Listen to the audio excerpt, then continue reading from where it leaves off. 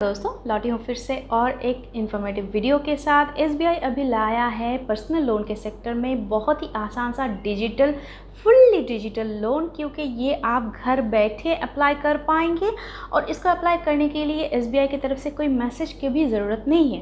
पहले क्या होता था कि पीएपीएल जो लोन है उसको अप्लाई करने के लिए आपको एसबीआई का वेट करना होता था, कब आपको ये लोन ऑफ़र होता है तब भी आपको ये लोन डिजिटली मिल सकता था। लेकिन अभी आप चाहे किसी भी जगह पर पोस्टेड हैं, आप इसको फिज़िकली अप्लाई कर सकते हैं घर बैठे योनो से और 30 लाख तक का लोन अमाउंट आप पा सकते हैं। इस वीडियो में हम लोग अप्लाई प्रोसेस देखेंगे गाइस।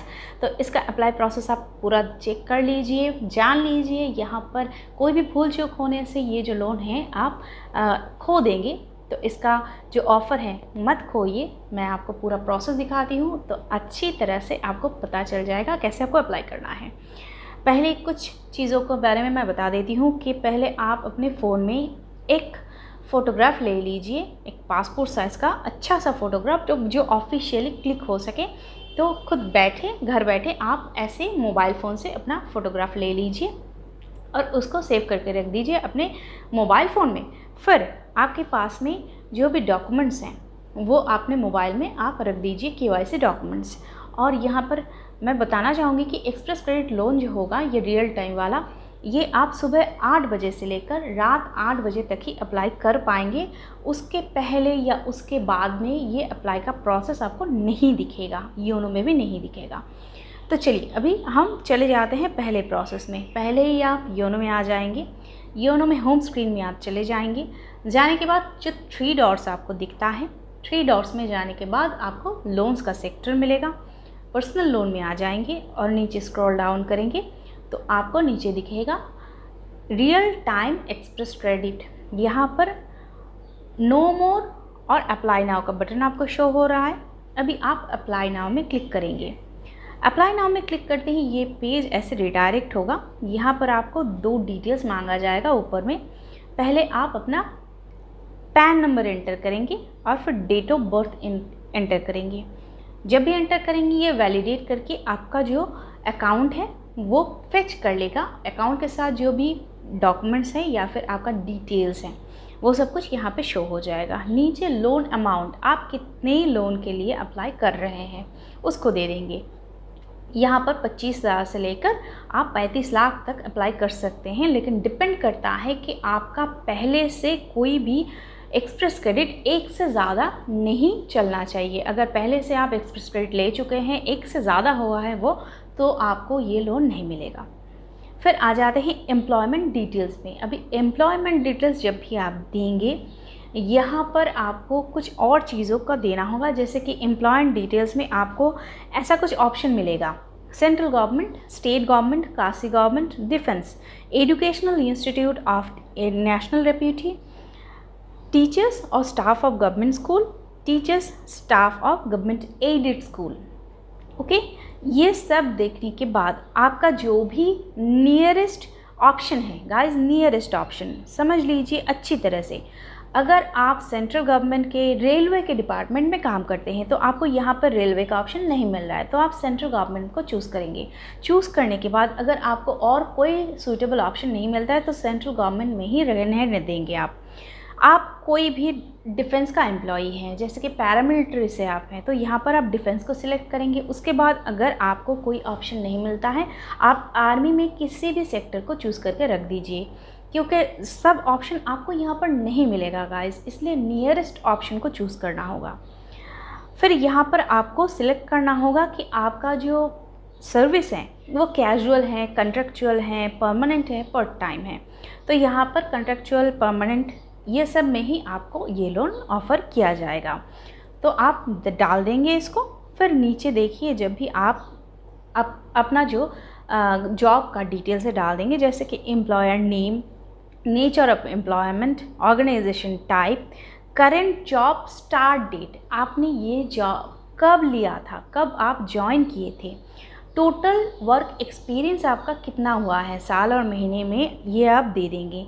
सब डिटेल्स देने के बाद अभी देखिए, जैसे हमने दे दिया कि हमारा 10 साल का या फिर 8 साल का जॉब हो चुका है, उसके बाद आपको कुछ डिक्लेरेशन देना होगा, जैसे कि I authorize State Bank of India and और its representative to call, email, SMS me और ask with reference to personal loan application. तो आपके पास में एक पर्सनल लोन का एप्लीकेशन जाएगा जिसको ऑथराइज आप दे रहे हैं स्टेट बैंक को। Verify any kind of information contained the application or otherwise from the source whatsoever at their sole discretion at my office, residence, employer, banker। आपका जो ये लोन है कभी भी आपके एम्प्लॉयर के पास में भी इसका डॉक्यूमेंट जा सकता है। If I provide my Aadhaar number and fingerprint, SBI will use the authentication process in respect of my personal loan application only and will not share or store biometric data।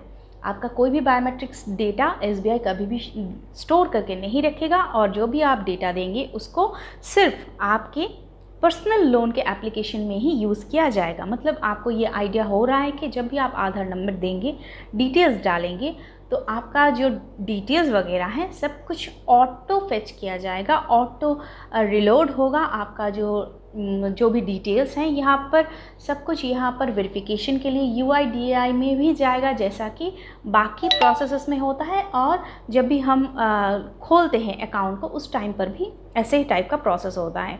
तो आपका data जब भी share हो जाएगा, account statement share हो जाएगा, उसके बाद में कुछ और डिटेल्स आपको देने के लिए बोला जाएगा। इस टाइम पर आपको एक कैमरे का ऑप्शन दिखेगा। तो कैमरे वाला ऑप्शन यहाँ पर कुछ एरर शो कर रहा है, क्योंकि यहाँ पर कैमरे वाला ऑप्शन में जब भी आप फ़ोन से सेटिंग करते हैं, कैमरे के ऑप्शन में हमारा ज़्यादातर कुछ डिनाइड एप्लीकेशन रहता है, जहाँ पर हम डिनाई करते हैं किसी अदर एप्लीकेशन से फेच करने के लिए। इसलिए आप ब्राउज़ का ऑप्शन सिलेक्ट करेंगे। इसलिए मैंने जो पहले आपको बोल रखा है कि आप एक फ़ोटोग्राफ क्लिक करके रख देंगे, वो फ़ोटो यहाँ पर आप काम पे लगाएंगे।